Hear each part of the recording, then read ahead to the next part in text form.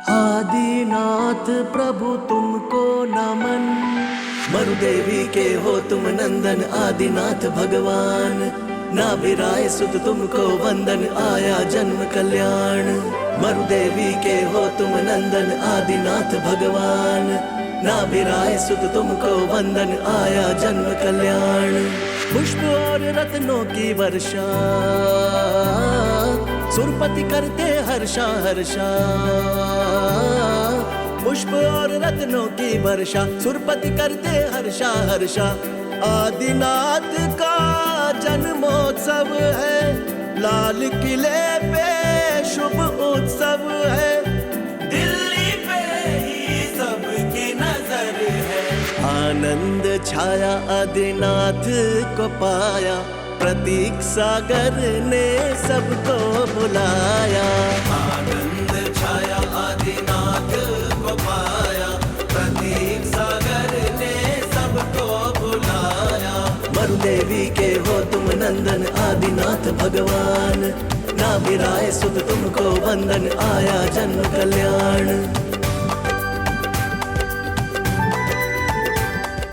अकड़ करके चलता है, उसे लगता है उसके पैर जमीन पर नहीं टिकते हैं, उसके पैर जो है फिर आकाश में टिकते हैं, क्योंकि वह कहता है मेरे पास सब कुछ है, मैं किसी की नहीं सुनूंगा। अरे जिसे भी सुनना है वह मेरी सुने, लेकिन मैं किसी की, क्योंकि मैं इस नगर का कौन बोला सेठ हूं। मैं इस नगर का सेठ हूं।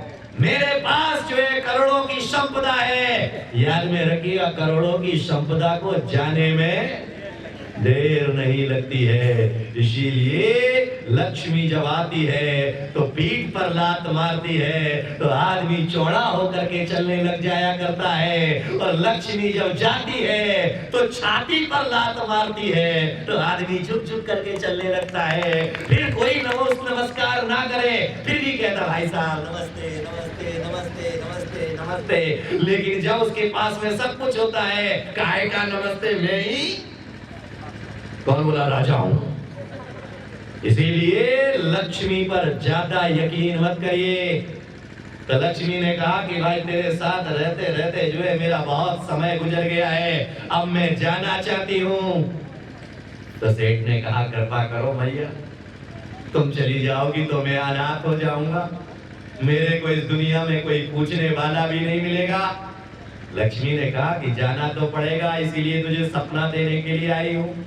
तेरे साथ रहते रहते जो है मुझे थोड़ा सा लगाव हो गया है, इसलिए मैं जो है जाने के पहले जो है एक वरदान देकर के जाना चाहती हूँ। मांगो तुम्हें क्या चाहिए।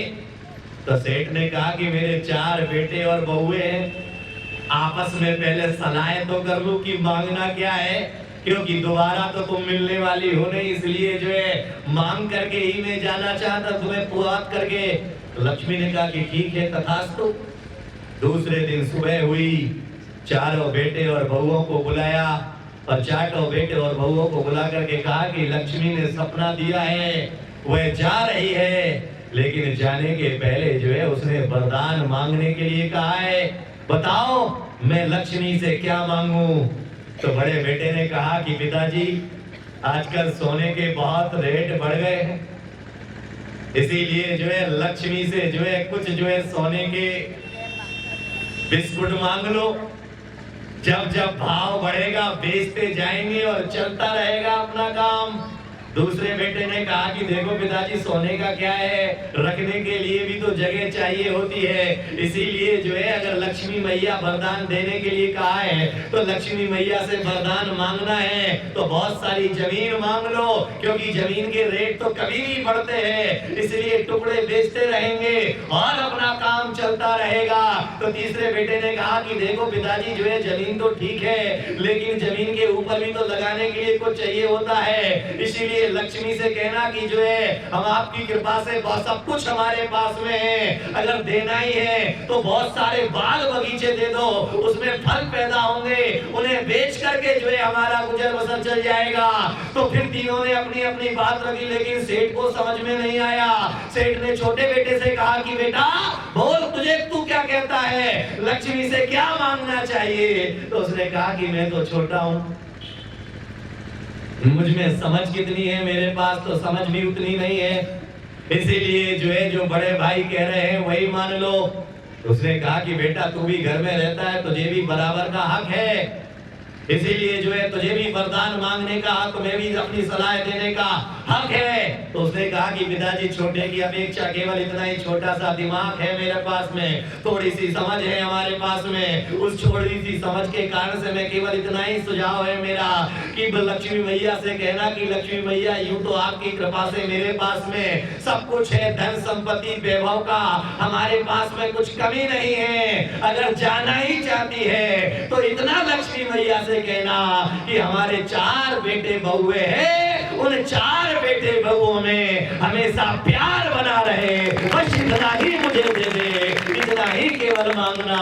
उसने सेठ को भी लगा कि बात तो बिल्कुल सही है, हमारे पास धन की कमी नहीं है, हमारे पास पैसे की कमी नहीं है, हमारे पास संपत्ति की कमी नहीं है, कमी है तो सिर्फ जो है प्रेम बना रहेगा तो सब कुछ रहेगा।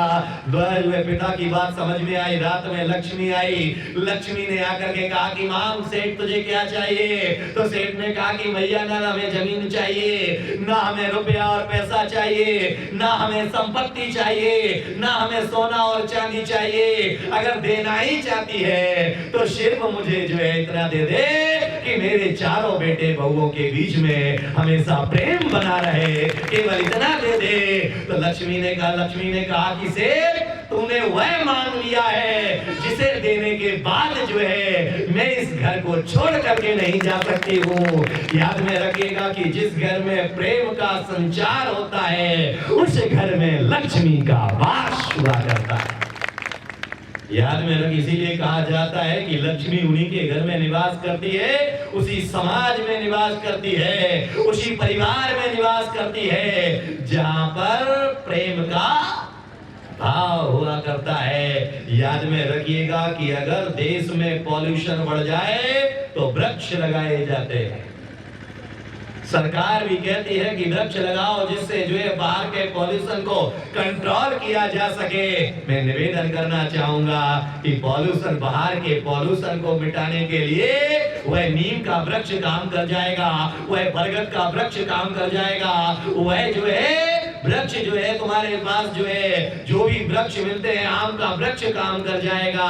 लेकिन याद में रखिएगा कि आम का वृक्ष हो तो मीठे मीठे फल खाने को मिलते हैं, नीम का वृक्ष हो तो लोगों का निदान हो जाया करता है। अरे तुलसी का पौधा लगाओ तो घर में समृद्धि बढ़ने लग जाया करती है। लेकिन विचार करिएगा कि हमारे घरों में जो है तुलसी का पौधा लगाने की जब बारी आएगी तो किसी मुसलमान से कहा जाएगा कि भाई ये तुलसी का पौधा है, अपने घर में लगा लो, तो वह कहेगा मैं तो मुसलमान हूँ, ये तो हिंदुओं का पौधा है, इसे मैं अपने घर बोलो नहीं लगाऊंगा।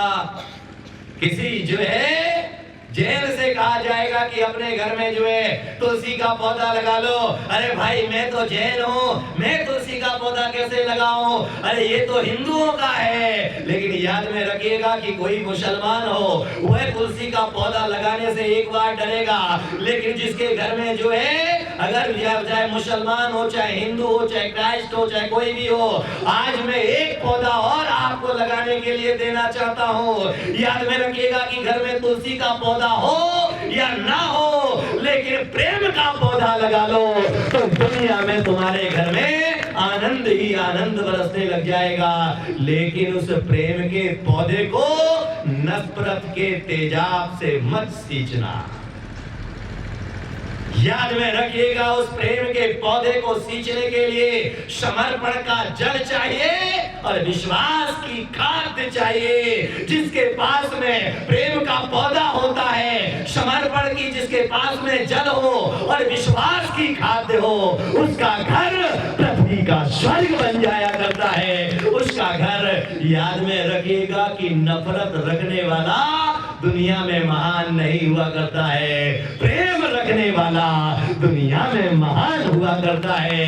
अरे कांटा देने वाला महान नहीं होता है, कांटा देने वाले को भी फूल देने वाला इस दुनिया में महान हुआ करता है। तीर्थंकर महावीर जो प्रेम से भरे हुए थे, राम जो प्रेम से भरे हुए थे, कृष्ण जो प्रेम से भरे हुए थे। याद में रखिएगा कि सारे महापुरुष प्रेम से भरे हुए थे, इसीलिए उसका परिणाम है। क्योंकि महावीर के बारे में सुनने में आता है कि महावीर एक दिन जंगल के रास्ते से गुजरते हैं, तो श्रावकों ने निवेदन किया कि प्रभु उस जंगल में मत जाइए, उस जंगल में आपके जीवन के लिए खतरा है। तो उन्होंने कहा कि भाई नहीं, मुझे तो उस जंगल में जाना है। बोले मत जाइए, वहां कोई नहीं जाता है। तो महावीर ने कहा कि जहां कोई नहीं जाता है वही महावीर जाते हैं। यही हमारा धर्म है, जहाँ क्योंकि कांटों फूलों की सैया पर तो सभी सोते हैं, लेकिन कांटों की सैया को जो स्वीकार करता है वह इस दुनिया में महापुरुष कहा जाता है। महावीर जो है नहीं माने, चल दिए। उस जंगल में जो है चंड कौशिक नाग रहता था। उस चंड कौशिक नाग को जिसके भय से जो है पत्तों ने भी जो है अपना हिलना बंद कर दिया, जहां पर जानवरों ने भी आना बंद कर दिया। लेकिन महावीर जो है कदम दर कदम, कदम दर कदम, कदम दर कदम, कदम दर कदम, कदम दर कदम, कदम दर कदम बढ़ते जाते हैं, बढ़ते जाते हैं, बढ़ते जाते हैं, बढ़ते जाते हैं। जैसे ही चंड कौशिक नाग के सामने पहुंचते हैं, वह जो है फन फैला करके जो है काटने के लिए तैयार हो जाता है। उसे लगता है, लेकिन महावीर जो है कदम दर कदम बढ़ते जाते हैं और महावीर चंड कौशिक नाग के सामने पहुंचते हैं और वह अपना काम करता है। उसने दंस प्रहार किया। इतिहास कहता है कि जैसे ही महावीर के पैरों पर दंस प्रहार किया तो महावीर के पैर से रक्त की धारा की जगह दूध की धारा बह उठती है। यही प्रेम का प्रतिफल है, क्योंकि महावीर ये संदेश देते हैं कि जिस व्यक्ति की जिंदगी में प्रेम हुआ करता है वह दुनिया में कभी नफरत नहीं फैलाता है। याद में रखिएगा कि जिंदगी सुंदर है, लेकिन उस सुंदर को बहुत सुंदर बनाने के लिए प्रेम चाहिए। हमारे घरों में 4 भाई एक साथ जरूर रहते हैं, लेकिन 4 भाई बैठ करके एक साथ भोजन। याद में रखिएगा, घर में जो है सासू बहू दरानी जेठानी सब रहती है, लेकिन सब रहने के बावजूद भी एक साथ भोजन। घर का एड्रेस एक है, लेकिन एक दूसरे के बारे में कुछ पता नहीं हुआ करता है। इसीलिए इस देश का ज्ञानी पुरुष कहता है कि घर को स्वर्ग बनाने के लिए भोजन एक साथ होना चाहिए और समाज को अखंड रखने के लिए भजन एक साथ होना चाहिए। क्योंकि अगर भजन एक साथ होगा तो समाज अखंडित रहेगा और भोजन एक साथ होगा तो तुम्हारा परिवार। लेकिन आजकल तुम्हारे परिवार जो है वह जो है होटल बन चुका है। एक आता है, दूसरा जाता है। बाप खा करके जाता है तो बेटा भोजन करने। याद में रखिएगा कि बाप बेटों ने जो है एक साथ। ठाकुर साहब कहें, आपके घर में कितने भाई बहन हैं? आप खड़े हो जरा। कितने? 5।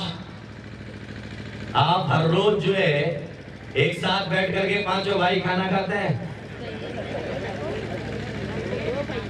हाँ, 2 भाई है, दोनों भाई एक साथ बैठ करके खाना खाते हैं। कौन बोला अलग है? बैठिए। अलग होने के बावजूद भी अगर एक घर में भी रहोगे तब भी वही स्थिति है, क्योंकि हमारा ड्रेस एक है, हमारा एड्रेस एक है, लेकिन हम दोनों को याद में रखिएगा कि भले ही हम हर रोज अगर कि एक साथ भोजन ना कर पाए, लेकिन हफ्ते में एक बार एक साथ बैठ करके भोजन जरूर होना चाहिए। पहले घरों में आंगन होते थे, पहले जो घर बनाए जाते थे उन आंगन हुआ करते थे, और उस आंगन में हर कमरे का दरवाजा कहाँ खुलता था? आंगन में। लेकिन आजकल जो घर बनाए जाते हैं उनमें आंगन, क्योंकि याद में रखिएगा उसमें भी दो दरवाजे होते हैं, एक आगे का दरवाजा, एक पीछे का दरवाजा। बड़ा भाई आगे के दरवाजे से आता है और छोटा भाई, याद में रखिएगा कि घर में सासू और बहुए हैं, दो बहुए हैं, एक सास है। लेकिन जब ऐसा कौन सा दिन है जिस दिन दोनों बहुओं ने और सास ने एक साथ बैठ करके खाना खाया हो एक ही थाली में? है एक आध ऐसा परिवार यहाँ?